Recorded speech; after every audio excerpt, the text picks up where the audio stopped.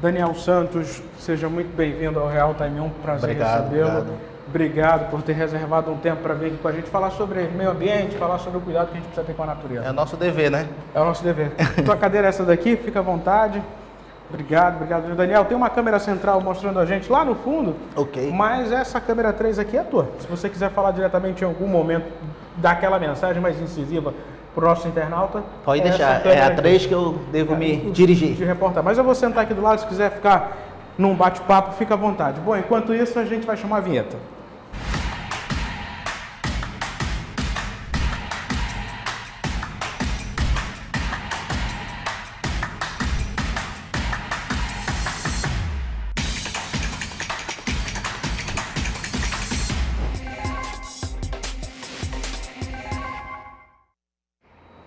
Eu estou aqui com o Daniel Santos, ele é biólogo e é embaixador do Instituto Lixo Zero Brasil.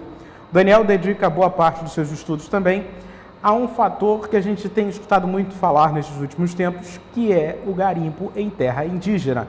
Durante a campanha eleitoral do ano passado, uma das principais perguntas que eu fiz a quase todos os candidatos a algum cargo eletivo que passaram por esse estúdio, eu perguntava sobre a questão do garimpo na Amazônia.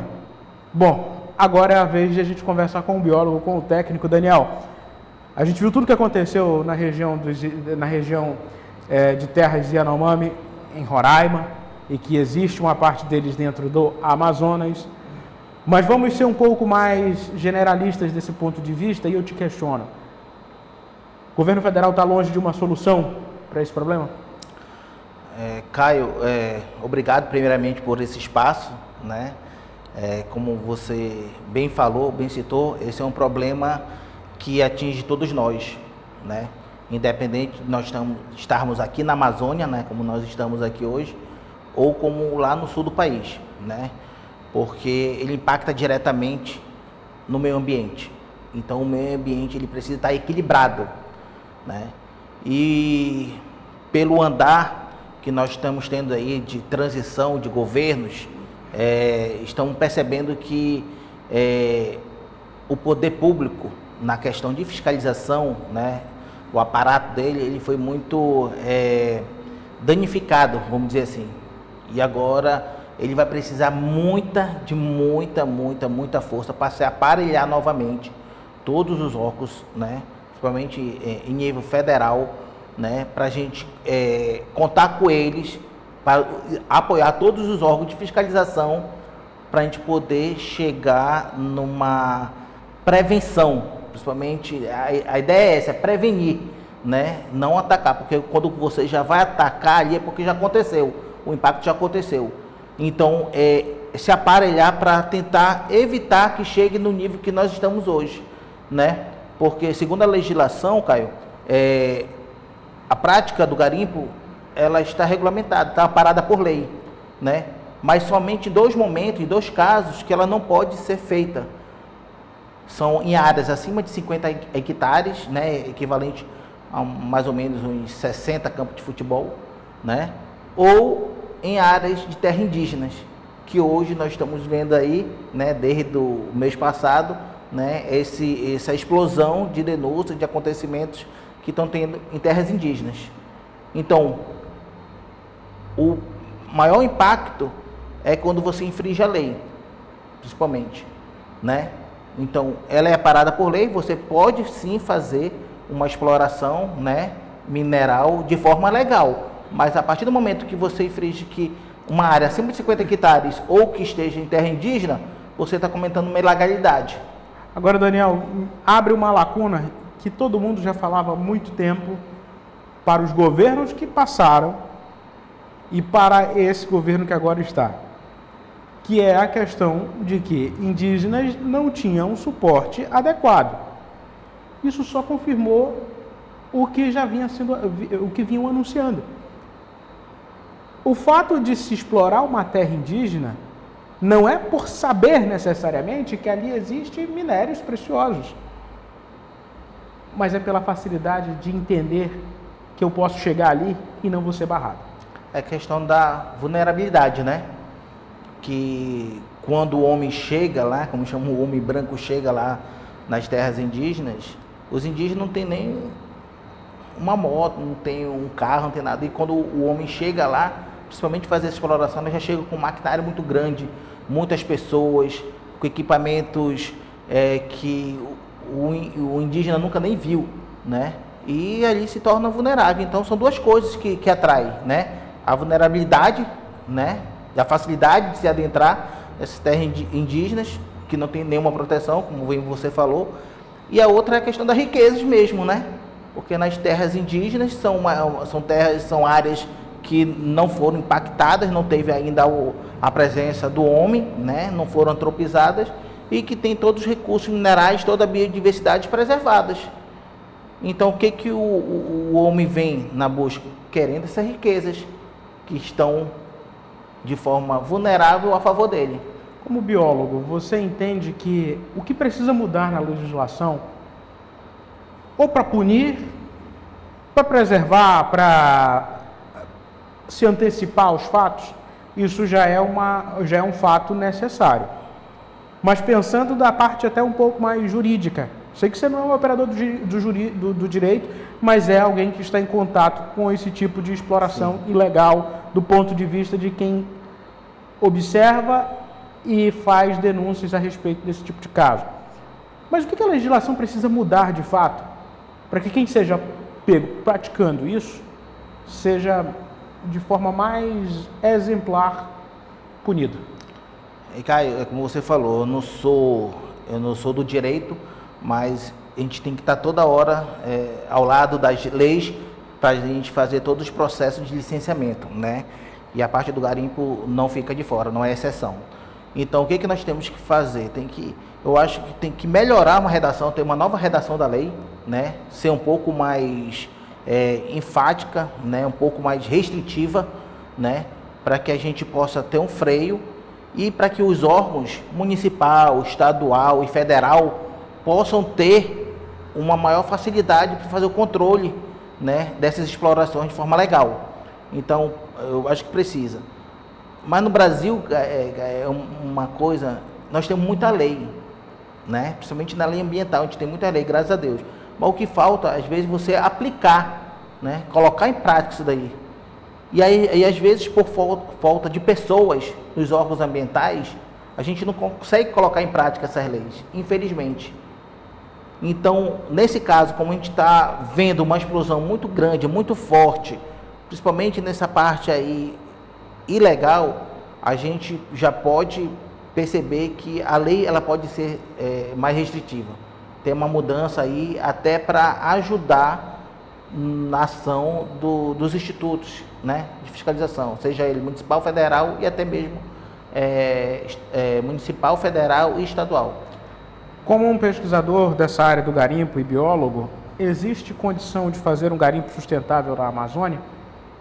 Aí eu estou perguntando mais propriamente vamos pensar aqui, se eu conseguir tirar ali pequenas porções de ouro, eu utilizo naturalmente hoje nos garimpos ilegais o mercúrio para azogar, como dizem os garimpeiros, que é para fazer a separação dos sedimentos que vem ali atrelado ao ouro, e colocar o ouro puro separado numa outra parte.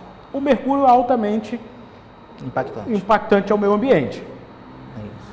Qual a melhor forma de fazer isso, se é que existe, do teu ponto de vista como biólogo?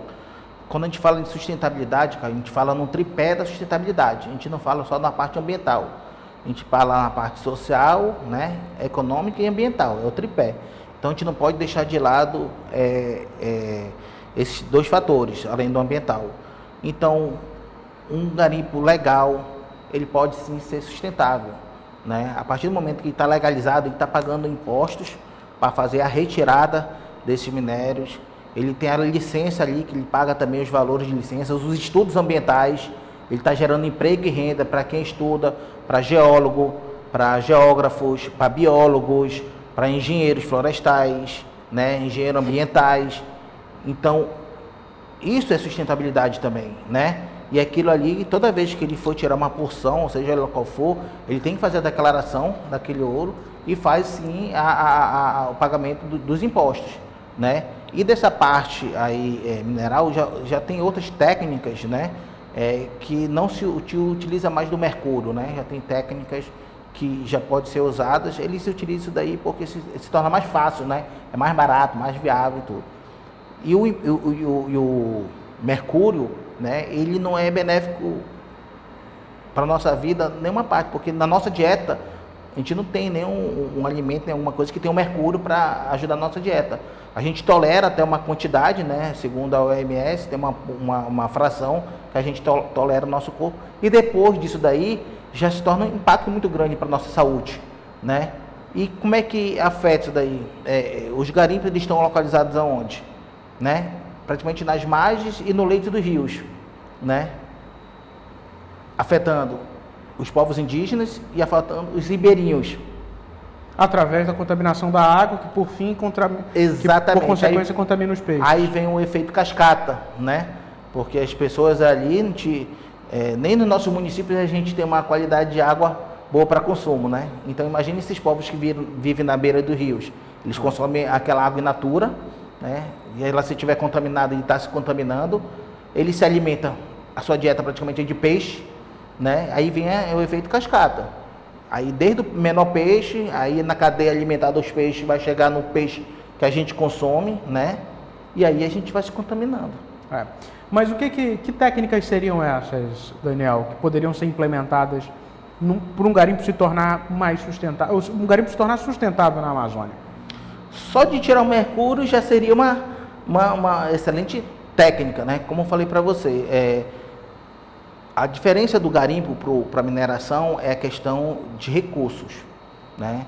Então, para ter um garimpo sustentável, tem que ter maquinários, tem que ter laboratórios com produtos que não sejam impactantes, com pessoas que tenham a capacidade de verificar a qualidade daqueles minerais sem utilizar o mercúrio, né? Eu não posso te falar em precisão quais são esses materiais, porque eu não sou específico dessa área, né? Então, mas só de tirar o mercúrio, que causa esse grande impacto, já seria uma grande contribuição da parte da sustentabilidade na parte ambiental. Certo.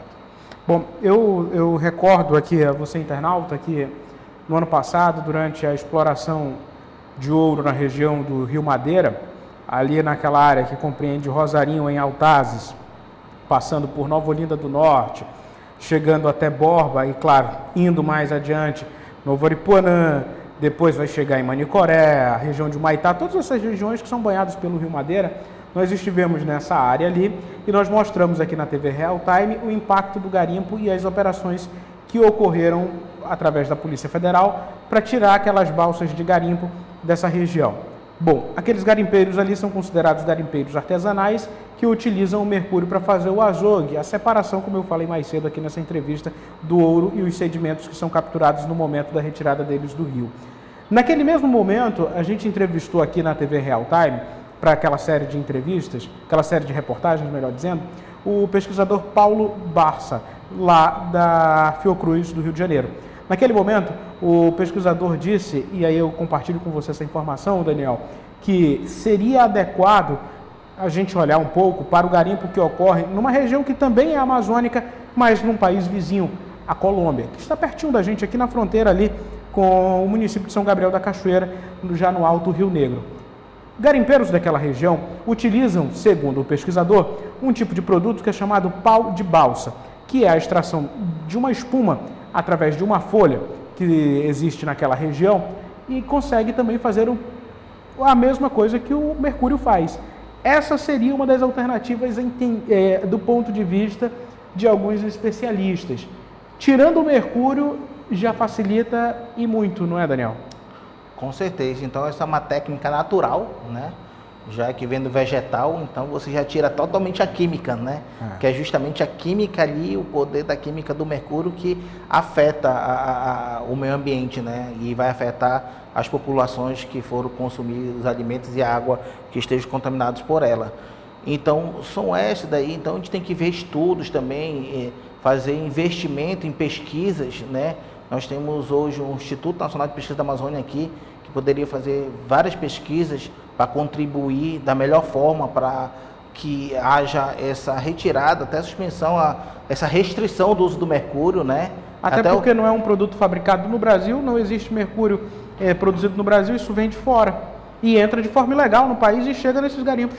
Exatamente. Então, para você ver que às vezes até já é legal a chegada do mercúrio, e aí é praticado outra legalidade que já vai para uma outra atividade que está ilegal, então é um efeito, é uma cascata negativa que vai se perpetuando, né? Então, eu acredito que com medidas mais restritivas, com uma fiscalização mais apurada, com informações como essa que está sendo dada aqui, para a população saber de que fato, o que pode ser, o que não é, né? Porque quando a gente fala, às vezes muitas pessoas falam, garimpo é ilegal. Não é ilegal.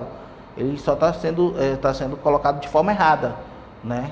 Então, a gente tem que começar a trazer essas informações para a sociedade, né? E poder ajudar de melhor forma possível, a gente também ser um fiscal, né? Não só do meio ambiente, mas um fiscal de tudo que a gente... Quando a gente começa a ter as informações, tem uma fiscalização maior de tudo que a gente está contribuindo, mais efetiva em todas as informações que a gente obtiver. Certo. Daniel, quero te agradecer pelo tempo que dispensou para vir aqui com a gente, te agradeço mesmo. Assim que tiver informações da comunidade científica, ambientalistas, que também devem estar preocupados nesse momento com a BR-319. A construção da BR, ela é de forma positiva do ponto de vista econômico, do ponto de vista de desenvolvimento, até porque uma vez ela já foi aberta lá no momento em que o governo militar abriu essa estrada para ligar o Amazonas ao restante do país. Eu me refiro ao período de 60 e 70. 60 e 70. Bom, 70 mais precisamente da BR. Bom, ao observar essa forte corrente e até construções de licenças ambientais para que ela seja reconstruída e repavimentada, acredito que ambientalistas estão preocupados também com relação com o impulsionamento ou um possível impulsionamento do garimpo, porque se trata de uma via que vai poder facilitar o acesso a regiões com exploração mineral.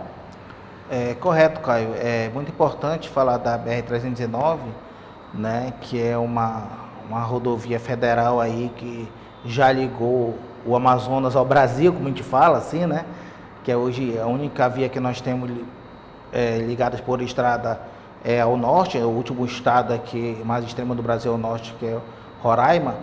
Então,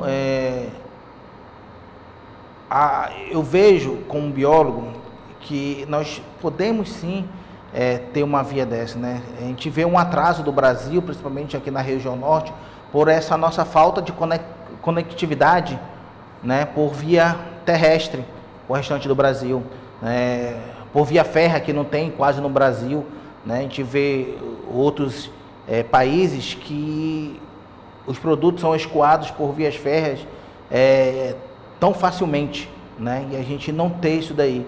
O que falta, no meu ponto de vista, na parte que eu entendo, sim, se você fez todos os estudos ambientais, ele está de acordo com o que se pede a legislação, todos os procedimentos, né? O EARIMA, né, que engloba todos os estudos aí no meio biótico, no meio antrópico, no meio geológico, físico, atendeu as condições, até porque ela já foi trafegável uma vez, né? Aí tem que ter políticas públicas para parar, porque no início do seu projeto de revitalização dela foi colocado que era para ter unidade de conservação, ia ser uma rodovia parque, né?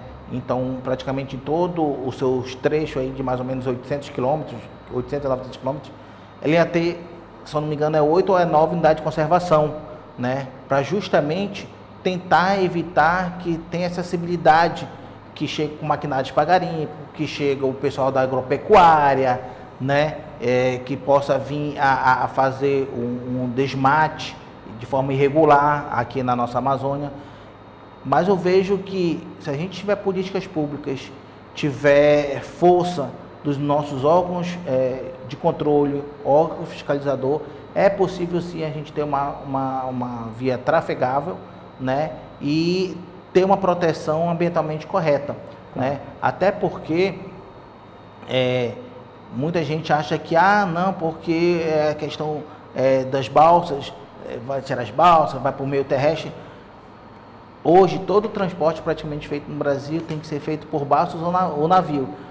Uma empresa não vai tirar uma balsa que carrega, vamos supor aí, mais de 30 caminhões e colocar 50 caminhões para rodar aí, que é inviável. Então não, essa manifestação das pessoas dizer que não, que vai trocar, vai tirar da balsa para a via terrestre, não é verdade, porque vai ser um gasto 3 vezes maior do que você se gasta utilizando por via fluvial. É claro, você tem uma cadeia de demanda que precisa ser suprida a partir desse investimento que precisa ser feito. Exatamente. Ô Daniel, quero te agradecer, obrigado mesmo por ter vindo aqui ao Real Time 1, obrigado. Assim que tiver novidades sobre esses temas que envolvem um garimpo, a fiscalização do garimpo, e se há possibilidade de ele se tornar cada vez mais sustentável, que ele ocorra, porque isso é de forma econômica viável, pelo que você falou, desde que respeite as legislações, respeite o meio ambiente, os povos tradicionais que vivem em regiões como essa aqui da Amazônia. Te agradeço mesmo, volte sempre. Obrigado. Obrigado, agradeço. E assim que tiver informações, não só voltado para o garimpo, mas que possa contribuir com a sociedade da parte de meio ambiente e sustentabilidade, eu fico à disposição aqui para contribuir. Obrigado. A você, internauta, meu muito obrigado. Curta, comente, compartilhe essa entrevista no seu grupo de WhatsApp. E não esqueça de se inscrever em nosso canal no YouTube, é o Portal Real Time 1. Até uma próxima oportunidade.